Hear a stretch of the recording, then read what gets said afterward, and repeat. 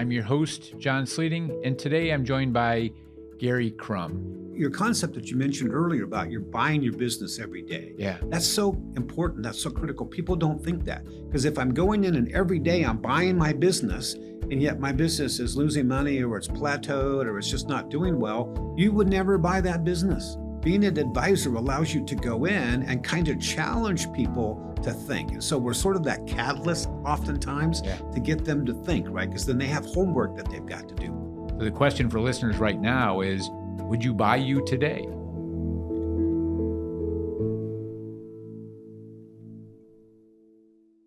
Hello, and welcome to Clear Conversations, the Entrepreneurial Legacies series. I'm your host, John Sleeting, and today I'm joined by Garry Krum. Garry is the founder of Agora Consulting. Agora helps and works with individuals, family businesses that are strategic about their thought process of how they're running their business and preparing their business for a potential exit. Not imminent. We'll talk about the transactions process itself, but also being strategically minded regarding how you may be running your company, how you may be engaging your customers, your suppliers, your employees, the human capital aspect, engaging your values above and beyond just the dollars and cents of the financial statement in order to create great value within your business and for your families and for charities important to you, whether you exit or not. Agora, very broadly, thinks about being prepared and thinking about your organization as if you were going to buy your own organization, or if you are ready then to move it into other hands to continue to steward and build upon what you've started. So I encourage you to listen to this in its entirety because of the wisdom that tapping into somebody like Garry Krum you can't just do. Although he's open to conversations all the time and loves having a cup of coffee and is traveling around the country a lot, having this in a concentrated time like this is extremely valuable. And similar to the last episode, I encourage you to think about, after you listen to this, who do you forward this episode to? Who could benefit from the tapping into this wisdom that comes from Garry Krum? So with that, I look forward to exploring this conversation with you and with Garry. Garry, thank you so much for carving out the time while you're in town to come by the studio and have this conversation. Not sure how we're going to exactly title this. It's M&A. It's Let's Talk Deals. It's going through a strategic mindset and approach. But as we get started here, let's have listeners get familiar with who is Garry Krum. So how would you describe yourself? And we'll talk a little bit about your background then from there. It's kind of a scary thought. And thanks for the opportunity to my be pleasure. here. I've certainly enjoying getting to know you and Clearwater and stuff. So I'm a strategic, creative guy. My life consists of thinking constantly about clients and where they're going and how they're going and what they're going to do. And it's always 2, 3, 4 years down the road. That's just my mindset. That's just what I think. I'm very creative. I've been equipped and gifted that way. So that's what I would say I am. I'm just a strategic guy that's very creative. Okay. Well, I mean, talking M&A, a lot of people are thinking, well, that's tactical, that's transactional, that is the paperwork and the bankers and everybody that gets involved. And we'll talk a little bit about the transactions themselves, demystifying that. So where does strategic fit into the transaction process? Well, so when you look at a business, right, a business has 2 opportunities to grow. They have organic, right? They can add more salespeople, they can add more regions, they can add more product line, whatever. And then you've got the potential non-organic, licensing products and services, buying companies, reaching out and doing joint ventures or working with people. So the strategy of mergers and acquisitions is the important piece. Most people think of M&A as the transaction. We're buying a company and we've got these documents we do and we have these teams of lawyers and so forth, and we kind of go at it. But in reality, M&A is the front end. It's the strategy behind what are we doing? Why are we doing? And the M&A space is full of train wrecks because people didn't really give thought on the front end or as much thought as they should have. So they go out and they buy company X, and then company X ultimately doesn't really fit. and it just becomes something that's really mediocre or not very positive, not very growth, not very fulfilling. And so really on the front end is where the key stuff happens. And that's the fun part for me, is helping clients look at what should we do, how should we do it, why should we do it, what kind of dollars are we going to invest, what kind of return are we expecting, Right. what kind of value development. And so I see a sandwich developing because some individuals I speak with talk about the value is all created in integration. If you don't do integration well, the value will dissipate from whatever the transaction was about. You're actually moving farther back in the timeline to say, well, if you don't have a strategy, you don't have the right transaction, which could create all kinds of headaches then in integration Right. and problems there.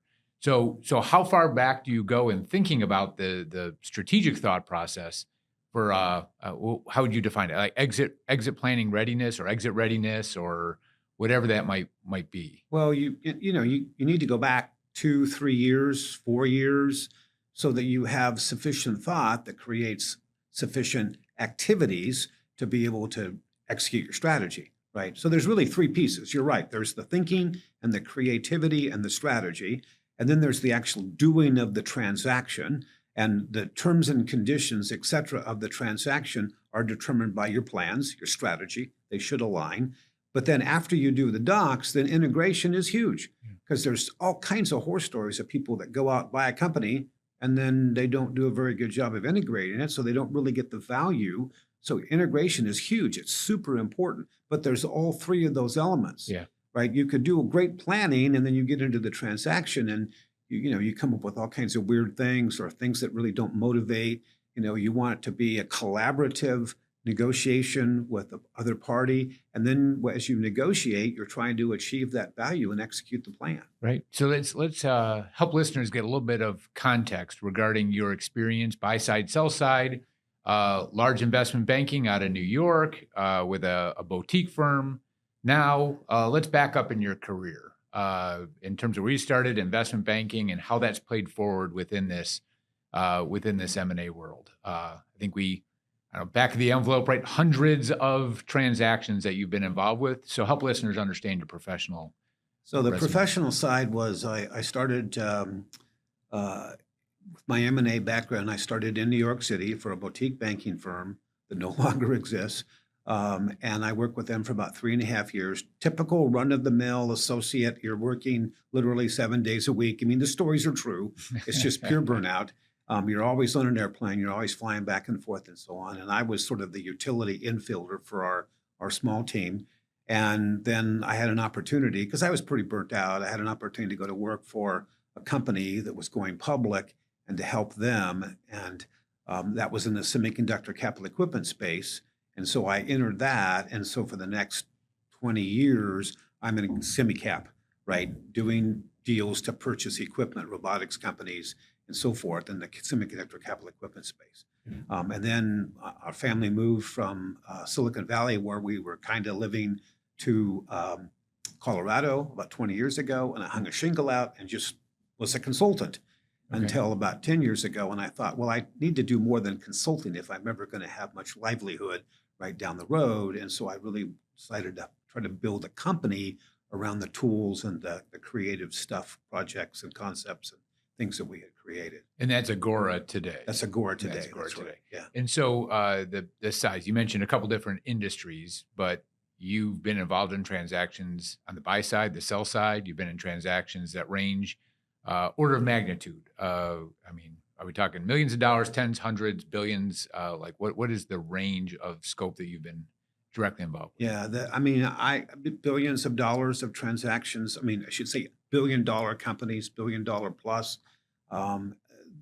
As you work in what's called corporate development, which is the M&A side of a company, right? And you're trying to develop the company from an acquisition standpoint.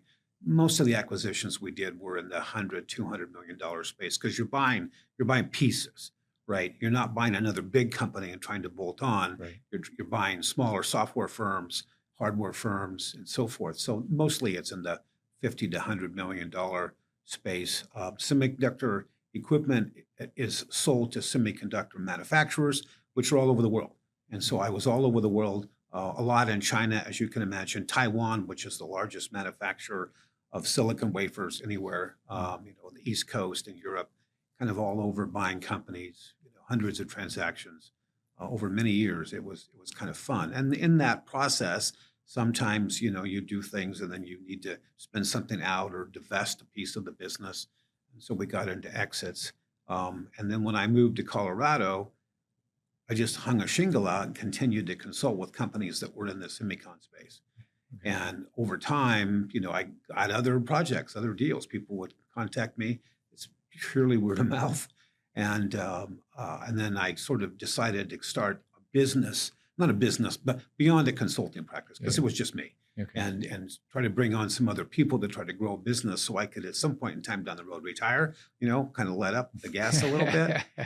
And so, started doing a lot of other kinds of things. And then in that process, um, as I had worked on the buy side, there's lots of things that you learn about what you can do and what you can't do, what's good, what creates value, what destroys value, and so forth, right? And so I was fairly process oriented to take a lot of those things and put it into kind of a package so that we could learn from that and help people focus on doing it right. Yeah. And so as those tools and those pieces kind of came up, the other thing that we started to do was work with companies on the sell side, because especially smaller companies, the 20, $50 million revenue size companies, couple million to maybe 5, 10 EBITDA size companies, they don't have the same tools, the same professional capability. They can't pick up the phone and call Right. KPMG or some, large banker to help them with the project. It's Right. just way too expensive.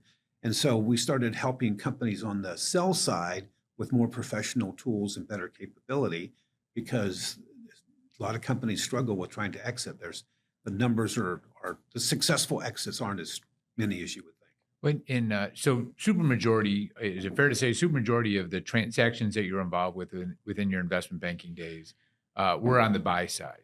I think you even classify yourself, you're a buyer at heart Right. in terms of the way you look at that, which then gives you a distinct insight of what is a buyer looking for from a seller, right? Because no one wants to be sold anything, right? I mean, that's, even that the terminology, but yet we get our heads around it, right? Because there's the English language is imperfect in describing that. No one likes to be sold something.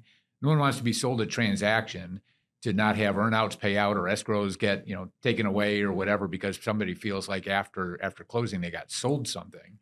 But what the characteristics that make a good transaction, a good merger, even more than an acquisition in terms of bolting on, right? Again, how we might frame that. Right.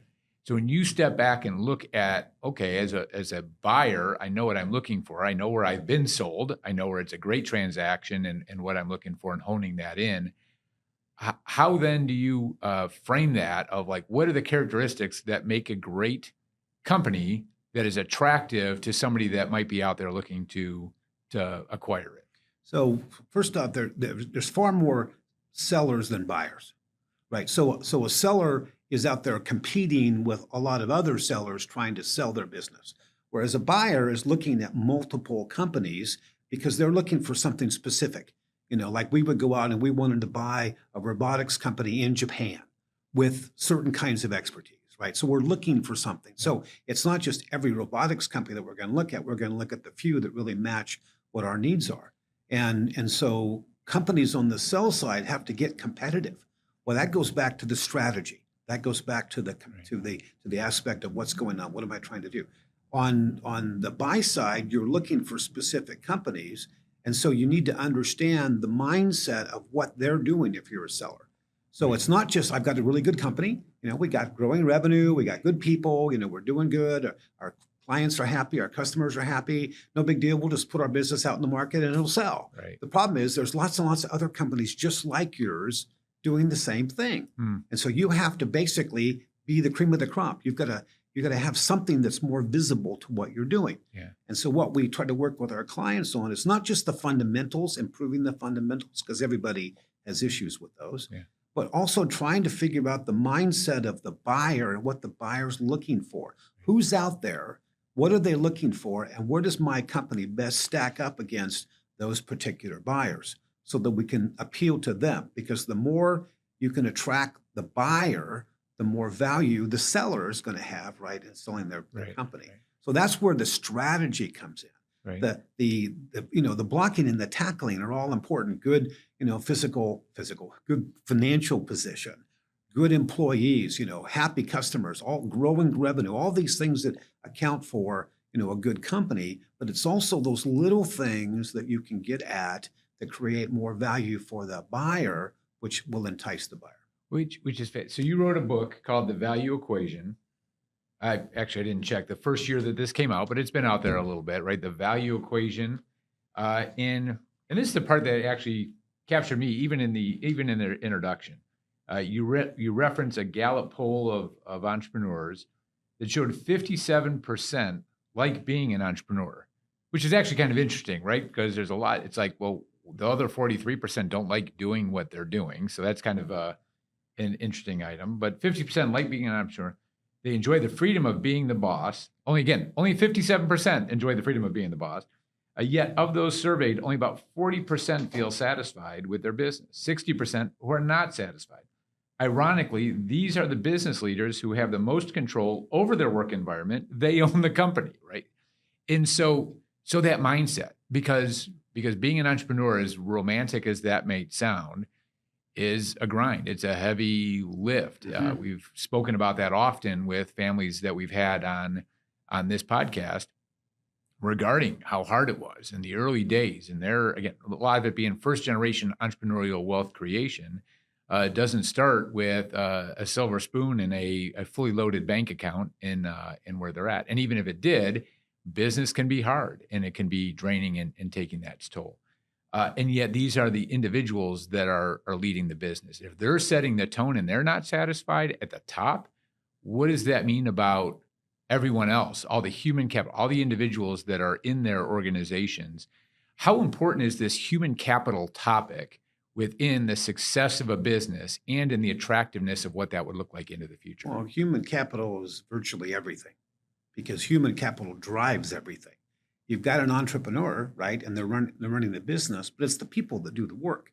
So your salespeople that sell, the people that create the products, that want to create new and innovative and exciting products that people would be excited to buy, right? You've got, operations people that have to do in manufacturing and the delivery in a cost-effective manner. And, you've got people that work in HR and finance, and they're trying to run numbers and look at spreadsheets and analyze a business. And if they're not happy, then the business is not going to perform well. And it kind of trickles down from the top. Right. You probably heard the story that the U.S. Postal Service spent $50 million on a study that showed that happier employees are more productive. It's kind of silly, but it's true. Right, It's right. just kind of obvious. And so human capital is huge. It's everything. And so things have really shifted, though, over the last 20, 30 years, where human capital has become more and more and more important.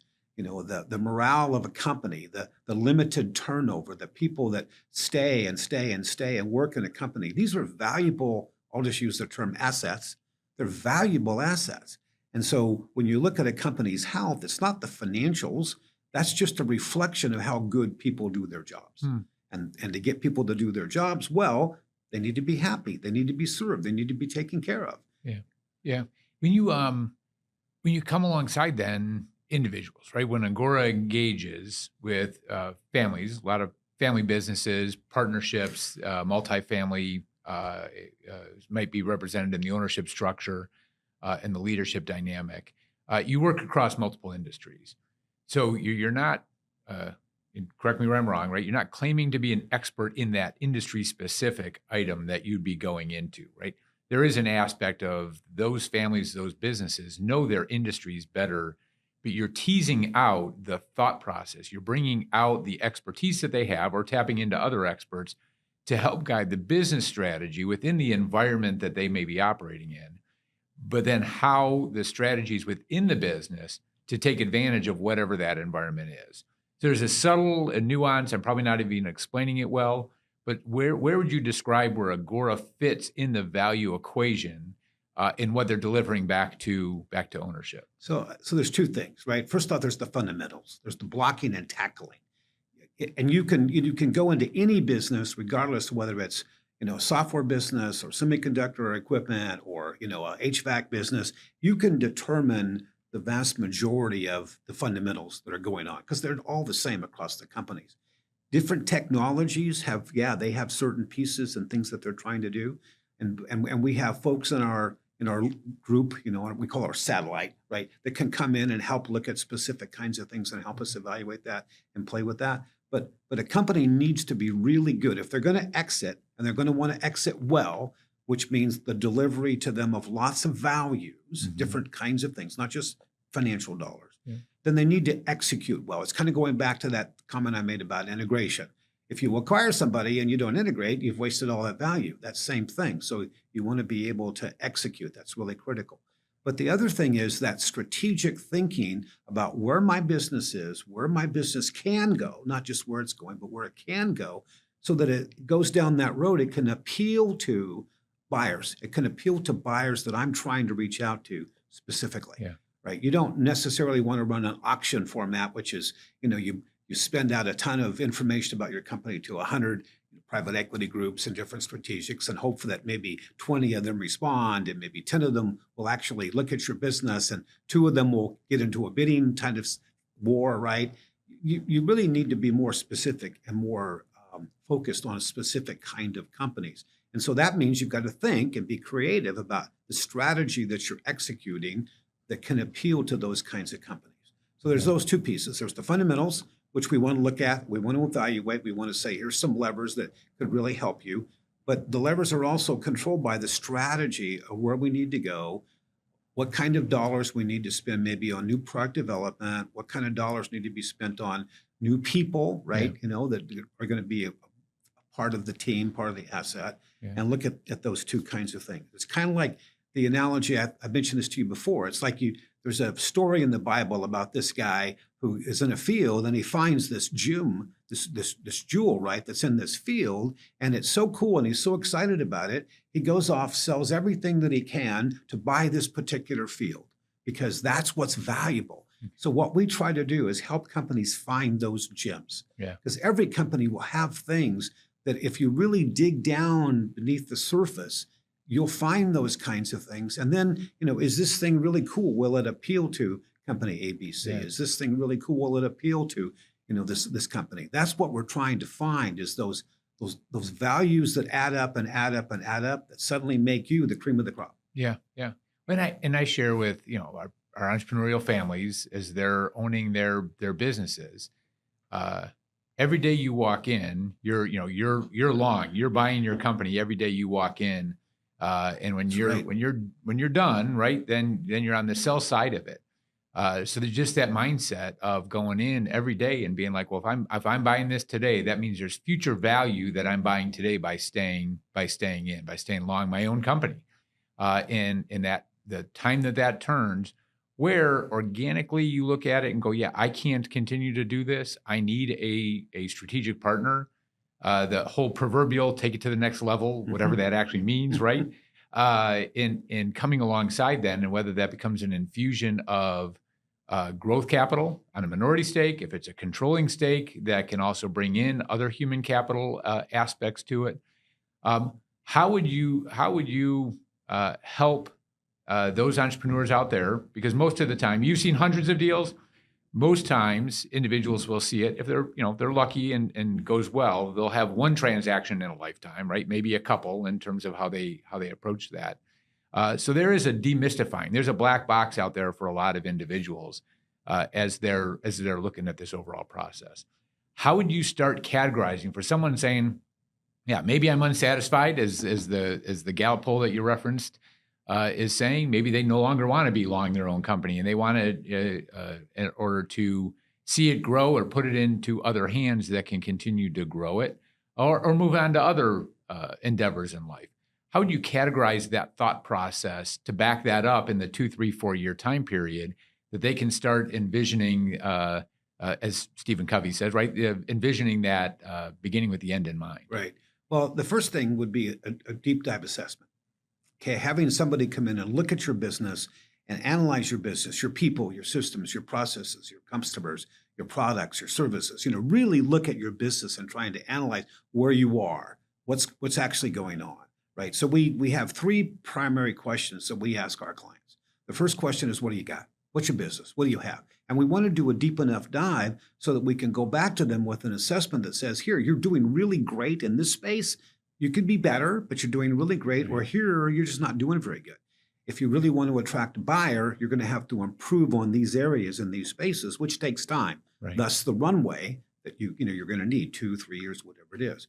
So the second question is, if once we understand what they've got and they understand more importantly what they've got, then we talk about, what do you want, right? What do you want to do with this, right? Do you want to take and find an investor and come in and be able to go to the next level, as you just said, right? Do you want to sell the whole thing? Are you tired? Do you want to retire?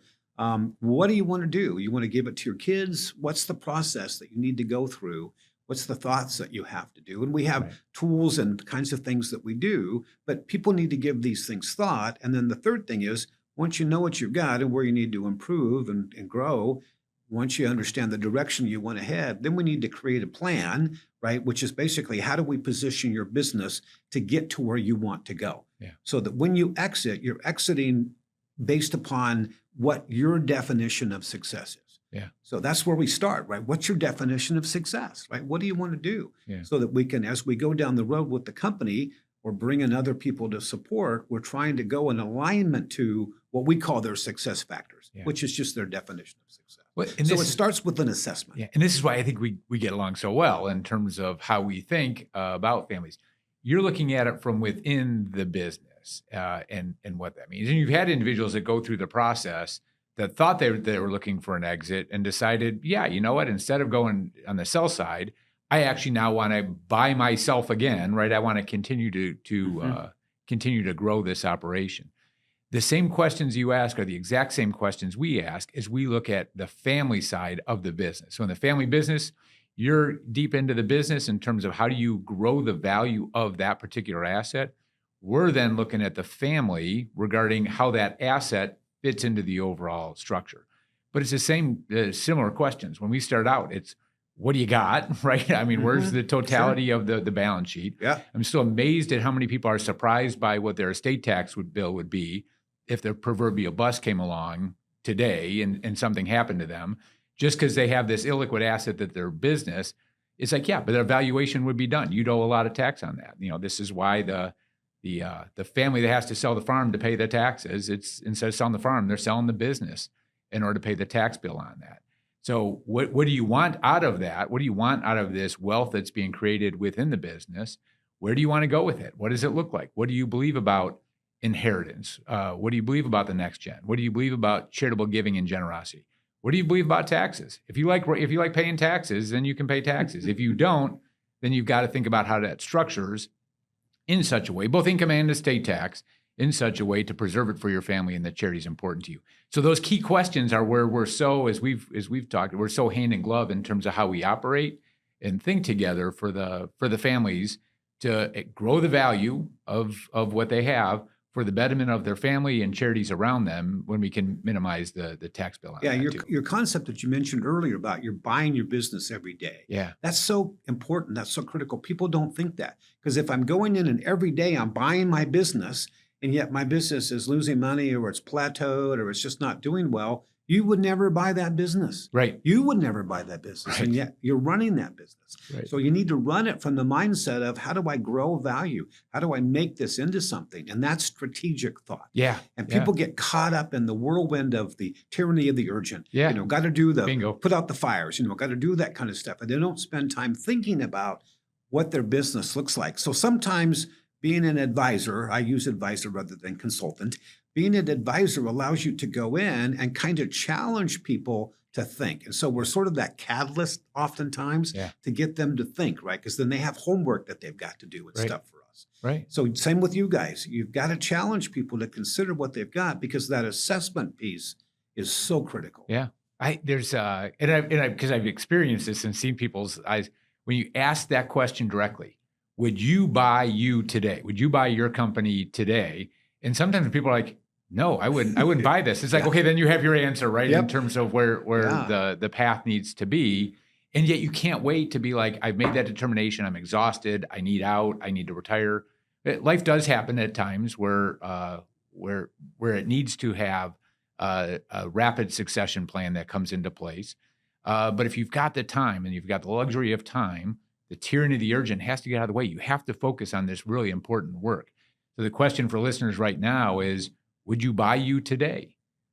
And if not, then you need to set off on a different path to find out what's next and what you need to be doing with that. That's too. right. And that's hard. Let's be honest. That's hard for it's people. hard. Okay. But it's the most important thing they're going to do. Right. Because for most entrepreneurs, the largest paycheck they're ever going to get is when they sell their business. Right. And so why not make that paycheck as valuable as possible? And we talk about the multiplicity of values, not just the dollars they're going to get, the financial return they're going to get, but when an owner transitions, right, well, the employees transition and the customers transition and the vendors transition. There's lots of stakeholders. Right. So we want to make the experience valuable for them as well. Because as a buyer, when I would go in to buy a company and we would look at a company and they had maybe really good products and they were doing fairly well financially, but the morale of their employees wasn't very good. I mean, that's a caution for us. Right. And we have to be able to have a clear path to turn that around, because that's where significant, huge value is.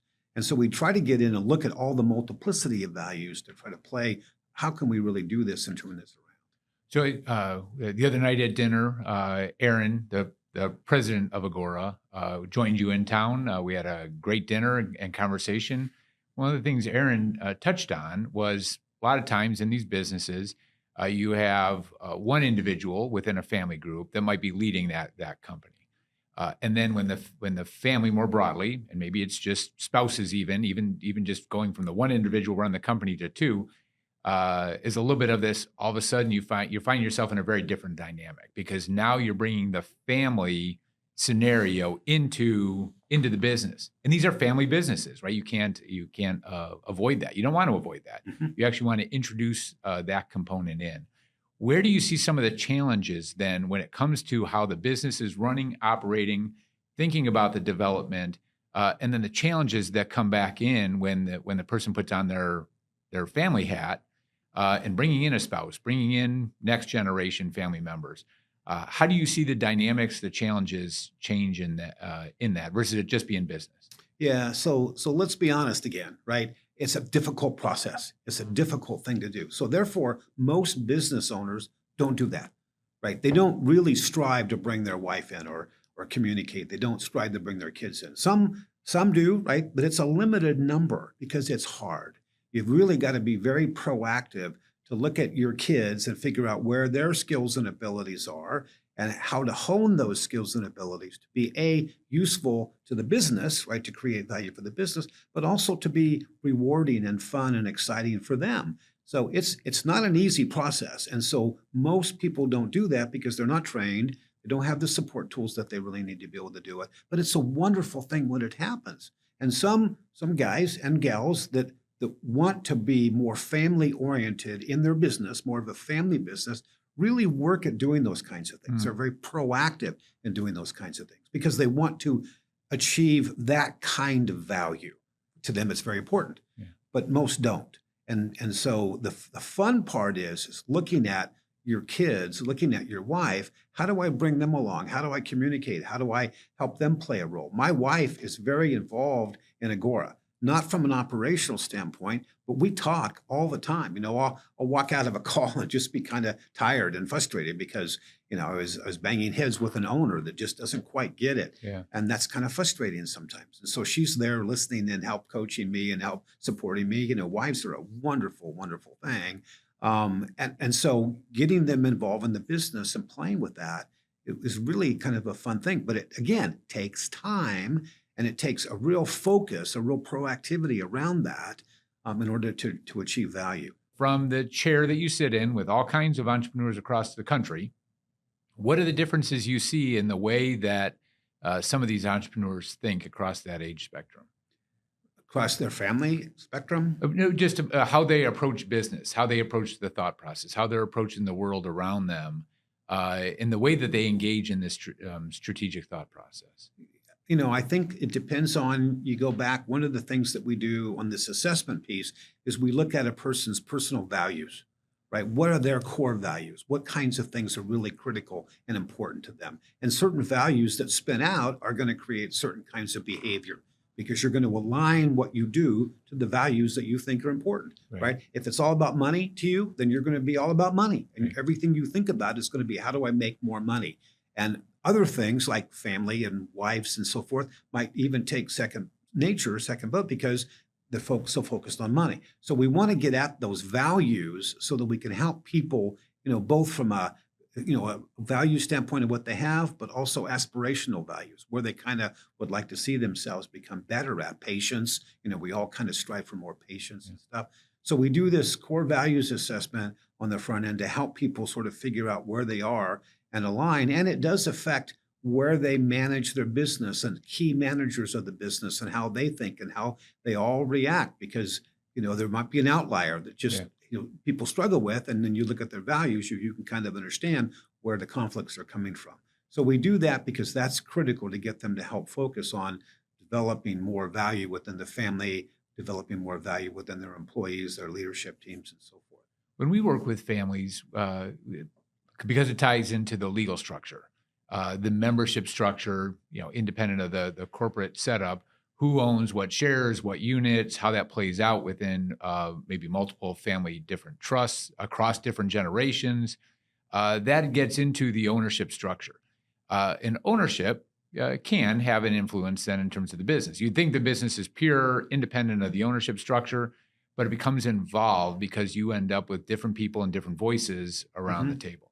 And that's where we look at agency. Agency being, well, who's representing the owner? Is it a trustee, right? Or a family member trustee, a corporate trustee, the agency that they have with respect to ownership, and then governance. Governance that comes into, well, how are business decisions made for the betterment of that particular company, right? Especially with outside independent board members, taking best practices, even maybe from bigger corporate America, bringing that back into the family to have some accountability. There's no confusion regarding who ownership is, but good governance that comes into play. And again, observations, because some of this stretches beyond where your focus is, which is the strategy of the business leading to a potential exit. I mentioned it already. I think Aaron captured it the other day too. It's like exit readiness doesn't mean you're ready to exit. But it does get, if you're exit ready, then you're attractive to yourself as an investor in what that looks like, even if you're not ready to exit. So in your observations then, where does ownership and agency and multiple generations involvement, where does good governance come in? How do those things fit together where it could be a leverage point, an accelerant for achieving the business strategy, or it could be a hindrance to do what needs to be done in the business? Right. So part of it's a size thing, right? I mean, there's a whole swath of companies that don't pay any attention to what you just said. And they're single owner businesses, or maybe there's a couple of owners. So the ownership structure is simpler. They don't really have an oversight board. They don't have anybody supporting and helping them. They just kind of, do what they've got to do. And, and you say 25 million or 50 million in rev and below, that's pretty standard. That's kind of what happens. When you start to get into bigger companies where there's a lot more at stake, right? The owner realizes that, the owners realize that and want to have support and help, but they've also got more money to be able to afford some of those kinds of things. So we spend a chunk of time looking at those things as we go through our assessments, because even in a smaller company setting that might have 5 or 6 owners, and by smaller, I mean like 50 million, maybe something like that, each of the owners might have a different perspective of what they would like to see in an exit. Right. So you got to interview all of them, because you want to anticipate problems so that you can address those problems, mitigate those problems, rather than wait for them to surface at the very end when you're at the end of a transaction or something crazy. Right.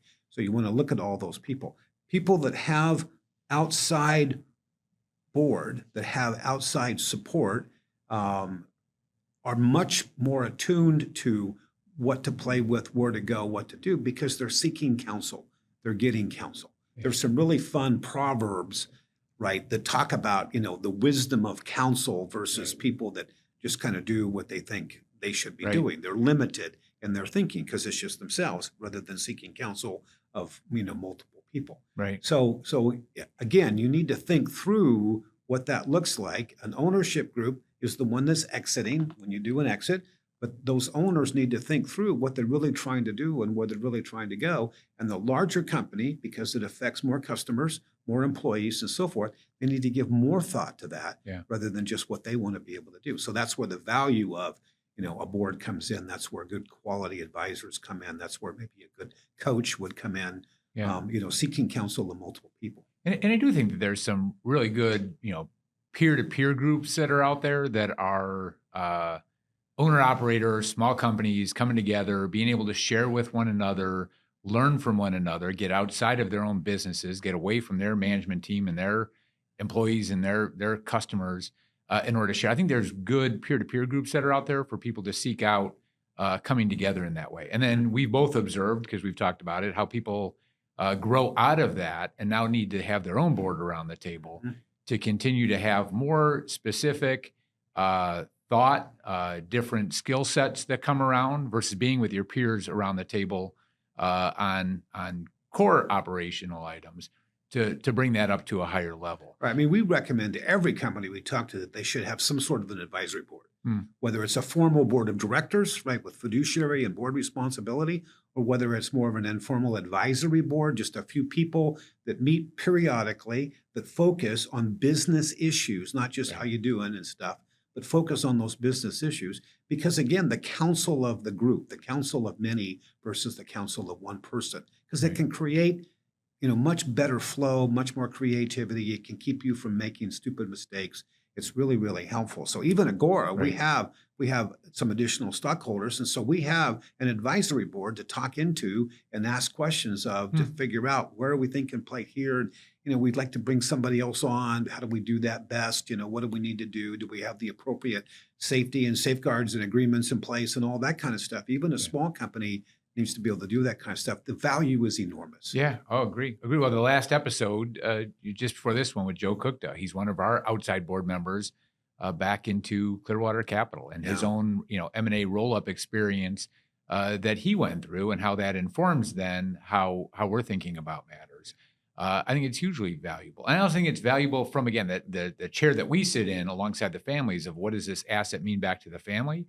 And even with all the cleanest estate documents and strategy and minimization of tax, you still end up if and when somebody passes away, how does that entity be governed? And if you have that outside board member to be around the table, to continue operations, to be in touch with the senior management team, to think through how continuing operations move forward, to continue to have the value back for the family, or to go through a potential exit, I think that board adds a lot of continuity back for the family from the estate planning side, even though the focus is the business and the business. And even a operation. small company, because we've heard many horror stories and been involved in some where, the guy runs a business and the wife doesn't have much knowledge about what's going on, and he runs out and gets killed, has a heart attack, whatever. And then the poor wife is sitting there going, what do I do? What do I do? If she had, let me rephrase it, if he had some advisors that he was working with that knew the business, they could then step in, know what's going on,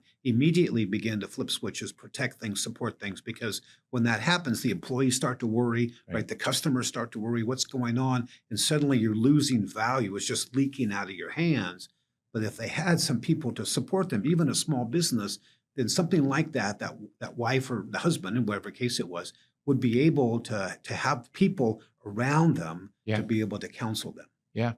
And so you talked about the first step that Agora goes through is this assessment, understanding and answering those three questions and having that clarity. And then that's something that gets put on the shelf. That's how does that live on then? Or is the next step then running a process to sell the company? How does that play itself out? So we go through three steps, right? There's the assessment piece, right? And then from the assessment piece, we create what's the plan that we're going to have to go do to position the company that comes out of what they want to do, et cetera, right? And so that planning process takes a few months, maybe 3 months, whatever, so that we can figure out what are the steps strategically that need to happen to bring in appropriate people to revitalize the product line, whatever the things that you're going to want to do. And so the planning process, and then there's the implementation of the plan. And so we stick around to help to be that kind of like catalyst Mhm. to help support that. Maybe it's a situation where they need to bring in some advisors, maybe they need some coaching in some particular areas, but we stick around to help with that Okay.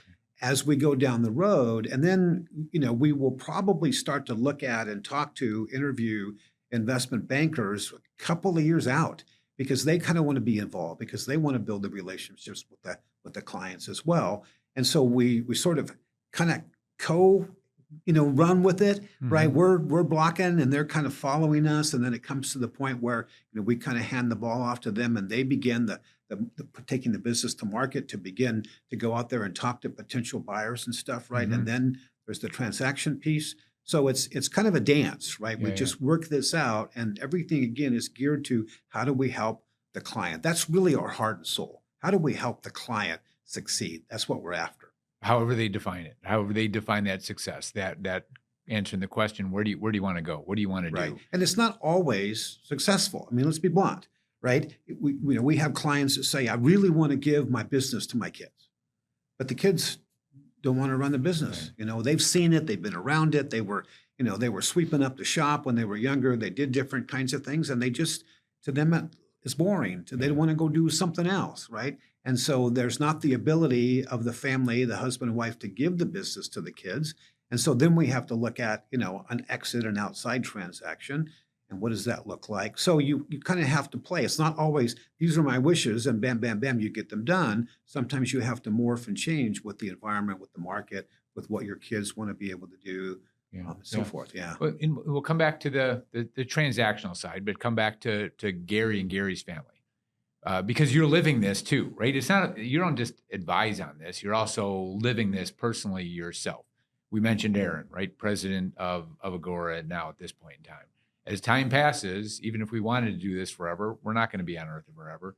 How you internalized your own thought, like what have you learned about yourself serving others that then you look in the mirror and say, okay, here's the way you're actually building Agora with Aaron to live into the future. I mean, a bit of your legacy coming back and the impact that you're making on the world is with the families you're serving, and through Agora too. So, how have you internalized this, and how has your work actually shaped your personal thought process, for your own business? Yeah, it's been fun. Okay.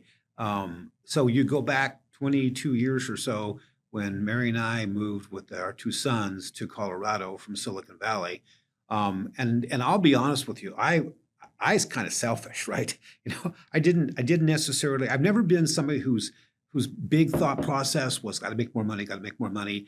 I've always just wanted to live a comfortable life, right? Be able to pay the bills and have some dollars set aside for the future. And so I wanted to be able to spend more time with my sons. I wanted to be able to, of all things, coach baseball. I was a football player, right? But I wanted to be able to do that. And so when we moved to Colorado, I looked at some offers and did some things and kind of kicked around a little bit and just decided that the simplest thing for me to do was to hang a shingle out, advisor, and work with companies in the M&A space, coaching and supporting them. And most of the early ones were from SemiCap. And I just kind of did that.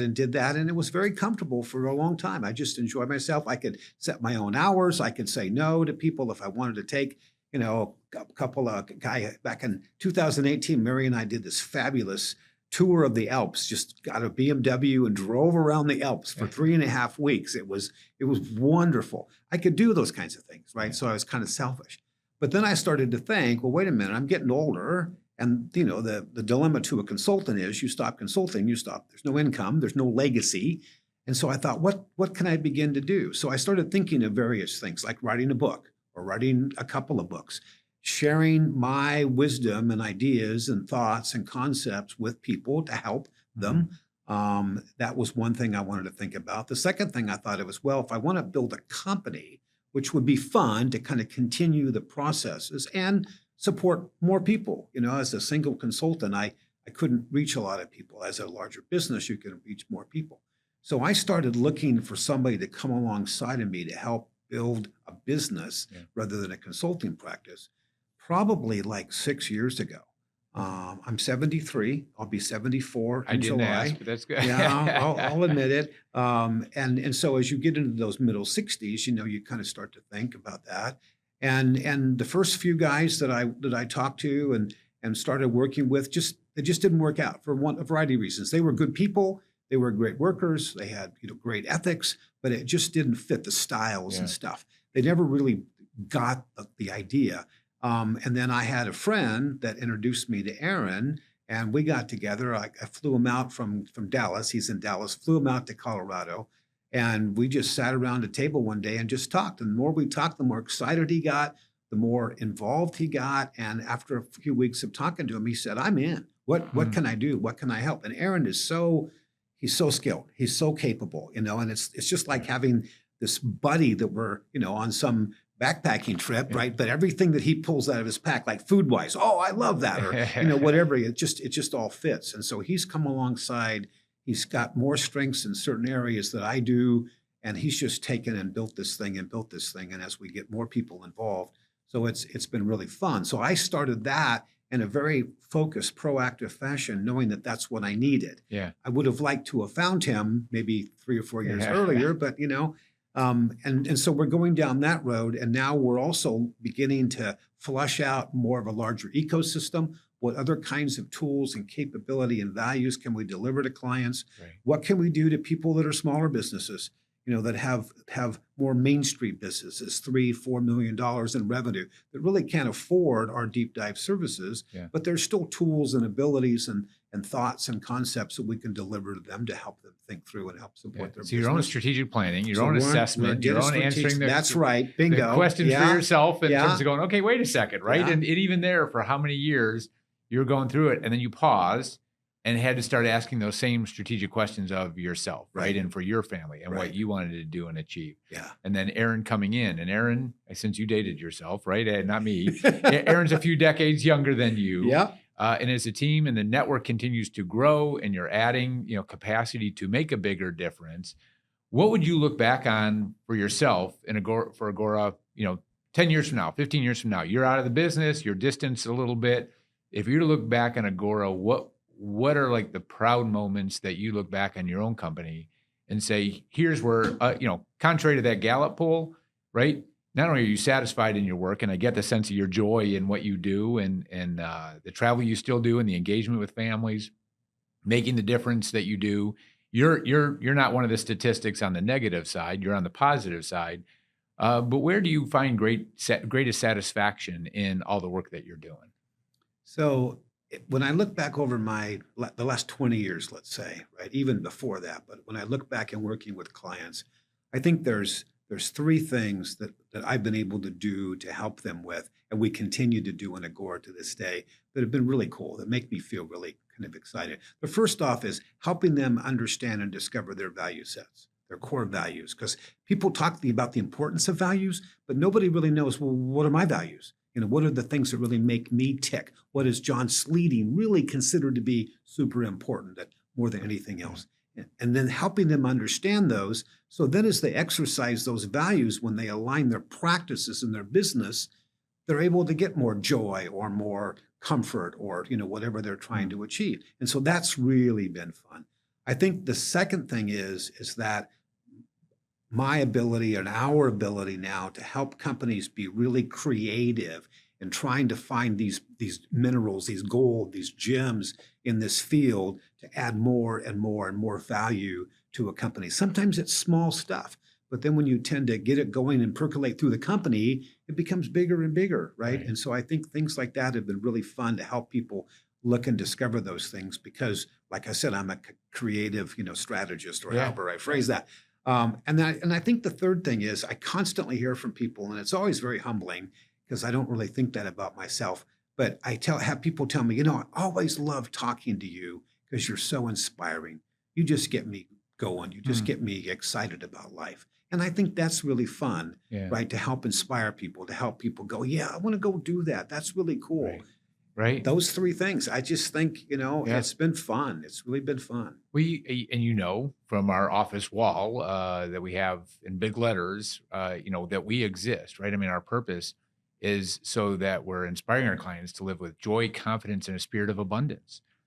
That's what we want for them, right? Mhm. And the tools, this concept of wealth creation that's there is a set of tools to go off and live life and do what you want to do with your family, and to be generous and live generously in terms of what the charities mean around you to make a Mhm. difference in the world that you want to see. And if in the process we can minimize taxes, that's a great thing, because there's only three buckets. And I know I'm repetitive on this with listeners that probably are tired of it, but you have a choice in terms of how you want that allocation to play out back for your family and charitable organizations, and minimize taxes. This is not tax evasion, right? We're not talking about anything that is not proper, illegal, anything like that. Right. But it is inside the code, getting the proper estate attorneys in, getting the proper accountants in, getting the team like we have at Clearwater Capital alongside families is hugely important for families to go off and live that way. And then the same is true on a transaction. You need the right M&A attorneys, the right investment bankers that are in that industry. So if we could take a little bit further down the process, Agora comes in, you do your assessment, you work through the plan, your implementation, you're playing that out, values being created. Some families saying, yeah, you know what, maybe I thought it was a couple of years. Now I want to continue to extend that out because I'm back, not a statistic, but I'm enjoying what I'm doing. I'm satisfied. I see the value creation and the difference I'm making in people's lives. And the transaction gets pushed out. But when it's time to say we need to initiate the process, we need to light that fuse, what are the steps in that process? You've seen this from the buy side, the sell side. You've seen it from the investment banking world, from the consultative advisory world that you operate in. When you light that fuse, what does that actually mean? What happens? So the most critical thing is a team, right? A team of people, transaction people that can help you go through the transaction in the best way for you and for the buyer. If you're on the sell side, right, it's also to the buyer. If you're on the buy side, it also, because you're trying to get the seller and the buyer coming together to create value is what the whole point is. Mhm. That's what we're trying to do. We're not trying to just, here, I give you this, I'm gone, right? Right, There's no right. value. We're trying to build that value. So a team that can be collaborative and supportive and creative to help you do that, regardless of which side you're on. Most buyers, if it's a private equity group or a strategic, they have teams, right? And so you kind of want to fit with their team. And so your team needs to be, a good transaction attorney, not, no offense, but not somebody who's a real estate guy or somebody who does, some divorce practice or something. You need somebody that's practiced in M&A, because Yeah. M&A transactions in the document that you create, there's terms and conditions that they need to understand. You want people to be collaborative. You don't want combative people. I've seen deals ruined because the attorneys became combative and just hosed value. It's terrible. So you want to be able to be, combative. You want, or collaborative, and you want people to match your values. You want to be able to say, here's what we're trying to achieve. Here's what our value set. Here's what we're in alignment. And of course, if you didn't do the thinking and the plan on the front end, you can't tell them these things. Right. But you need a good team, a good Right. experienced team. Well, and absolutely agree. And I encourage people. We have the estate planning attorneys in place in terms of the documents back to that ownership side. But when it comes into the transaction, you need a separate deal attorney, an M&A attorney that's coming in, that's close. And even there on the same side of the table, making sure that the estate planning attorney and the M&A attorney, because they're going to need to collaborate across with respect to final structure, what's actually being sold. Some of these things that sound like details, that's like, well, that's easy, right?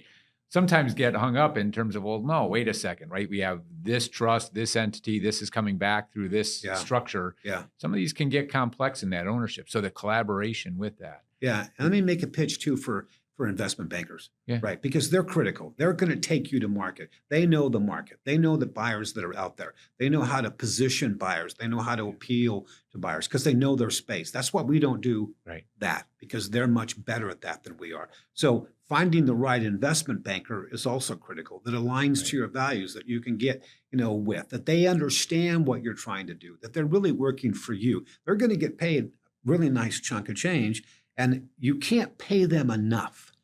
And that's a critical component. It doesn't matter what you pay them, because they're going to build value for you. And so you want I think the investment bankers out there may just take that soundbite from you, Gary, and put it on their own website. Well, I used to be one, okay? but the point is the whole thing comes down to focus on strategically creating value. Yeah. And so we can create more value when we have a team lined up, when we give thought and process, when we do appropriate assessments, when we create a plan, when we're working the plan, when the plan is being driven by our value sets. Yeah.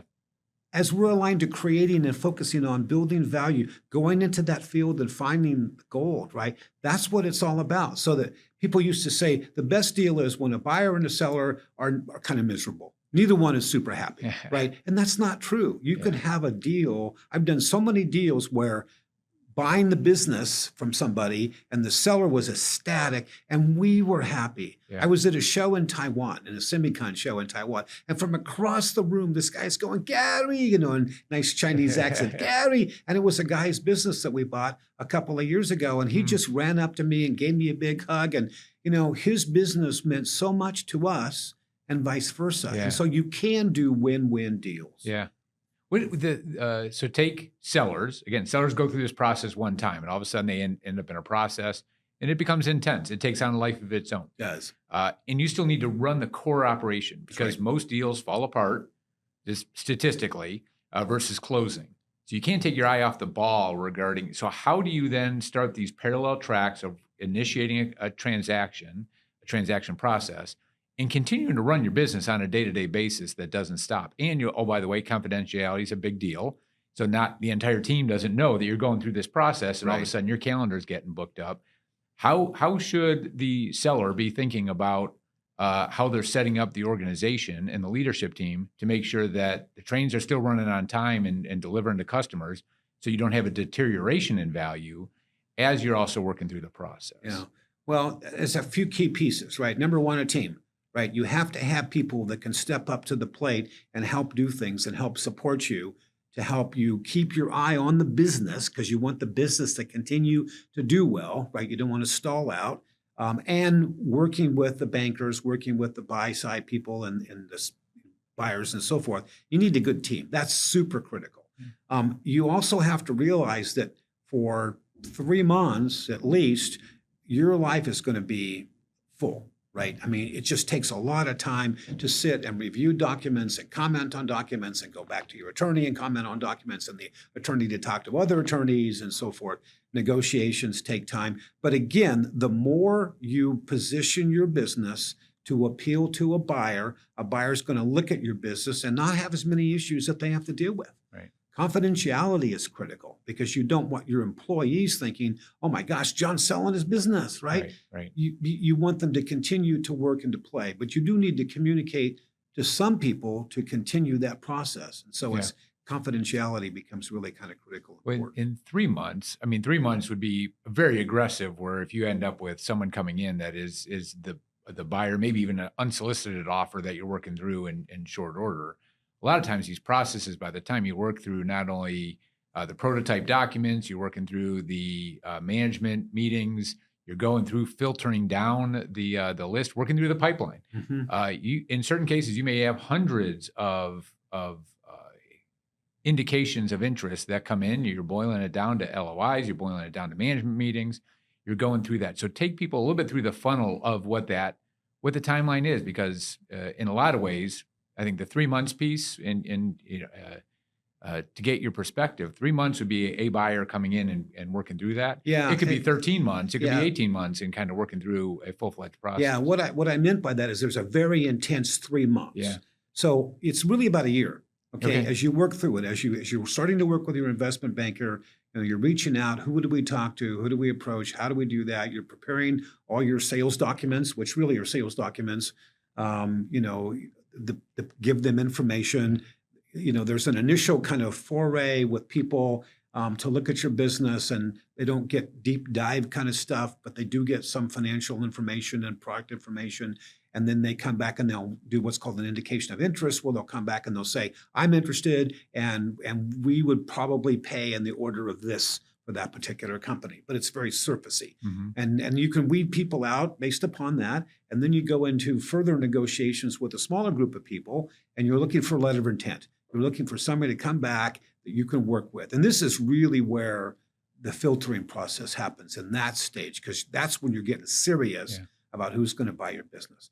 So that all takes time, right? But then once you sign the letter of intent and that business, the buyer, starts to do quite a bit more deep dive due diligence and start looking for stuff, that's the 3 months or so that are really emotional, that really take their toll, because people people go through that process and they go up and down emotionally. This is great. We're Yeah. going to do this. The And then roller coaster. some issue pops up Yeah. and, oh, we got to deal with this. And, oh, is this going to happen? And you start to worry and then you go bouncing back up and it's just a real roller coaster. Yeah. That's what I'm talking about, Yeah, is that okay. intense. The rest of this time you're managing your business and it's time consuming, but it's not super bad. It's that emotional period where you're dealing with, like, one of the hard things is working capital calculation. How much dollars is the working seller capital. going to leave to the buyer, right? In terms of money, the working capital to be able to manage the business. You just can't sweep all the cash and walk away. So sometimes that discussion Yeah. can be kind of, difficult. But here's the point. We're trying to set up our clients on the sell side to be in such a great position and understand what they want so clearly that when we go to the buyer sets, we're looking for somebody that kind of matches that and is excited to take their business and talk about how do we build business together so it becomes more of a partnership even early on. Yeah. So it's not adversarial, it's very collaborative. That's what creates the best value. That's what gives the seller the best sense of, I've got a partner. It's kind of like me finding Aaron, Right. right? Well, so Aaron to some degree came over and bought, right, part of Agora, bought into Agora. And that process of just instructing him and talking to him and sharing with him, and he got excited. That's what you want. Yeah. And it's the same thing with a seller working with the buyer, is you want that excitement. You want that enthusiasm. You want to be able to do that together. And the only way a buyer can do that is if they understand your business. Right. And the only way that you can understand your business is by going through an assessment, by working a process and being exit ready. Yeah. When in the continuity that comes from that, if you have a strategy and you're executing the strategy, if the deal falls apart, you're still executing your strategy. If the deal goes through and it closes, you know, there's no way around it. You're going to have escrows and earnouts that are going to be built into it to a varying degree. As much as everybody just wants cash off the table, right? You're going to have earnouts and escrows. And in a lot of ways, a lot of individuals that if it's a non-strategic, if it's a financial buyer, are probably going to keep some skin in the game, right? They're probably going to have a rolled interest into the new entity. And to create the value, you want to see that value continue to go. Why? Because you still have ownership interest in it. You might not just be the controlling owner at that point in time. You need that continuity that comes into play. We see the same on the family side of it. When you have the event, the continuity of you need the estate strategy, you need the charitable strategy, you need where the assets are flowing and what the family wants to accomplish to minimize the taxes of the transaction itself, to structure around the estate when you can, when it's an illiquid asset. And when it closes, you know exactly what the cash waterfall is and where it's all going to take care of everything. And that gives family continuity so that after closing, everything is falling into place and they can continue on living life with whatever that looks like based on answering some of those three questions. What do you want? One of the other insights that I'd be really curious from you, Garry, on is as a seller is approaching and going through the process, a lot of times they'll end up with strategic buyers and financial buyers that are in the mix. What is it that the seller should know inside the mind of strategic buyers versus inside the mind of financial buyers? So I call it baggage. Every buyer has baggage. They're bringing baggage. They're bringing their own set of objectives, of desires, values, core values. They're bringing things along with them just because that's who they are, right? And so the more you understand what their baggage is, and the more you can decipher how you align to their baggage, the better deal you're going to be able to do. If I'm trying to sell my business to somebody who's going to come in and love my employees, because everybody wants their employees to be taken care of, which is totally appropriate. And I want that, that's really desirous of me, but I'm buying or selling my business to a buyer who's really very financially focused. They could care less about my employees. It's the numbers that matter. Then that's a train wreck. And you and I both know stories, hundreds of stories of companies that have been sold their business to a buyer that didn't align, and the buyer, you know, the first problem that came along, their real values kind of came out. Because every buyer is going to tell you, we're going to take care of your employees and they're going to love us. And they all say that. But you have to understand whether they really mean what they say and what their values are. So that's a huge factor in being able to have confidence that what I'm doing is the best thing. I'm selling it to the best party.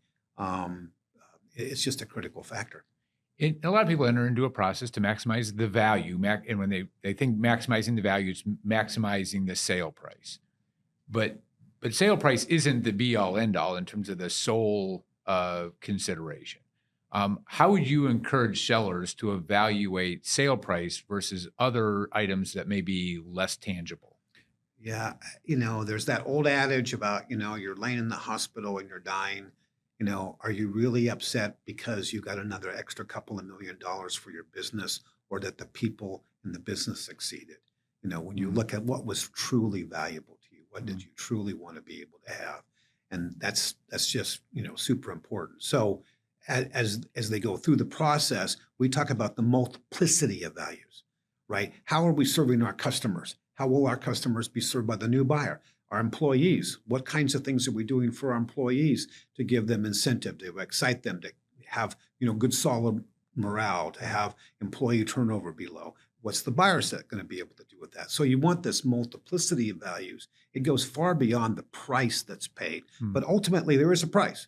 And you sort of have to weigh that, process, look at it and say, given these values I'm going to be able to achieve, and given the Right. financial values, how does it make sense? Because everybody can look at that and say, well, I've got other things I can do, and that outweighs maybe an extra million or 10 million or whatever it is for my company.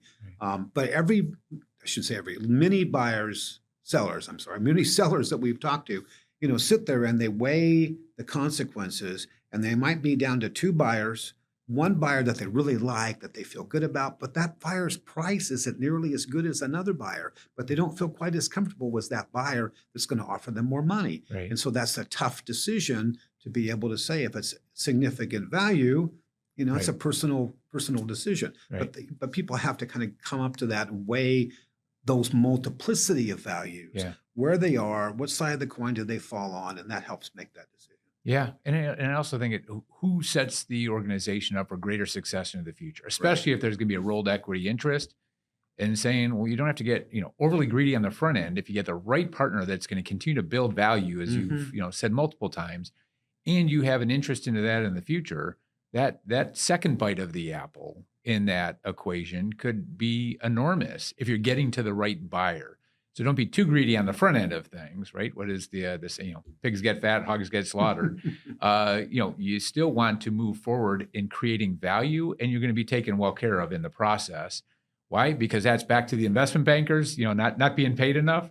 In that process, they're going to be incented to go get you the best transaction overall, because that's what they're in the business of doing. And it's not just your transaction; it's all transactions. It's their reputation in the marketplace. It's working with some of those other buyers on other transactions in the future too. So they do play a critical role. In a couple months here, we're going to have representation from an investment banking perspective. We've got representation from a board member coming up. We're going to talk about unsatisfying exits with Jeff Haynen in a future episode. But Gary, I can't thank you enough for carving out the time in your busy schedule to be here with me in the studio to help demystify this process, to take people through M&A, to be more strategic in how they're approaching matters. If individuals wanted to reach out to you, to Agora, how would they do that? How would they get in contact with you after listening to this episode? We love talking to people. That's what we do, right? We love trying to motivate people and have fun. So we're wide open to people calling us with questions, or what have you here. I'm stuck here or whatever. I even have people call me occasionally that are in the midst of a transaction and they just need some advice. What should I do? How should I play? So they can contact us. Our website, agoraconsulting.us. People can go there. We've got videos there. We've got tools that are there. We've got our contact data. They can get a hold of us and chat with us. So that's probably the best way. And Agora, spelled correctly, is Agora. just so no one has any extra G's or R's in there. Yeah. Agora Consulting.us. Yeah, exactly. Terrific. And reach out to you, reach out to Aaron. That's the best place to start. And then you'll tap into the resources you have in the organization and the network in order to accomplish what it is. You and bet. very similar to ourselves, everything starts with a cup of coffee, or given we both have clients all over the country, Yeah. a virtual cup of coffee. That's right. To that. So Gary, thank you again for spending time with me. I think listeners are going to get great value out of this and thought-provoking dialogue as they move forward in their own entrepreneurial journey. Yeah, well, Listeners, thank you again for spending the time with us today. And if you want to continue the conversation, send us an email at clearconversations@ccpwealth.com. Have a blessed day.